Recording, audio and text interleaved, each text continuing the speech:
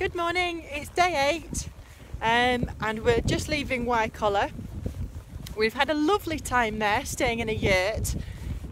So this morning I really felt like Big Chief sit on horse when I came out of my tent flaps and went to find my noble steed who'd spent all night in about 10 acres rolling in cow pats.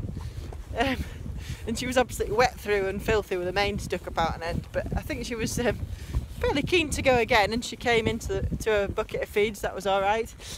The yurts were fantastic and they were really warm, and the beds were just so cosy, and it had fairly good luxuries, sort of like a fridge box and a loo and things like that, so that was fine. And then this morning we got brought a fabulous breakfast in a basket. There were like hard-boiled eggs and ham and cheese and pain au chocolat, and it was really quite civilised. So we sat and had that, looking out on the little veranda of the teepee, looking out over Asia's fields. So it was really grand.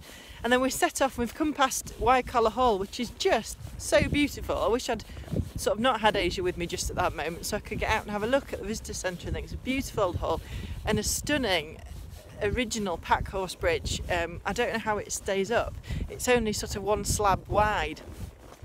You'd only get a very small pony over or a person over it. I didn't really feel like riding over it in case we went through, but I think it's just amazing that still exists, and it's really worth a look. This part of the trail, it's lovely, mainly because the sun's out and you can see for just miles and miles and miles and miles. It's really attractive scenery. Not many gates. We've already been lost this morning, ended up stuck down a footpath. I think I missed a sign or two, and then we got lost again just leaving Wycoller and ended up stood in a traffic queue with some temporary traffic lights. So that was fun. But anyway, we managed, and then we've just come past lots of big scary tractors and contracting equipment parked up, but I thought Asia did very well. So we're going to head on up now towards Kelbrook, and we're sort of getting home now. I just feel Kelbrook, Gisborne, Long Preston, they're all places that aren't far from home, which is quite a good morale boost, I find. Ooh, and sorry, Asia. Asia's not agreeing with me there. She just thinks there's miles to go, and she's walking at snail's pace today. I think she thinks she has to do this for the rest of her life. She doesn't know we're nearly home. So yeah, so we've broken the back of it. We're going to march on. We're going to be in Gisborne tonight, and then we're moving on to the pub at Long Preston, the Boar's Head, tomorrow night, and then it's basically sort of up from Ribblesdale really, and away home.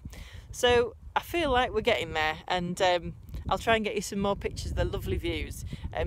Even if I do a panorama of Asia, it doesn't work. She puts her head down and then I miss it, but it doesn't do it justice. It's really worth coming to see. It's glorious and quite nice. Yeah, just sort of picturesque really. Yeah, it's lovely.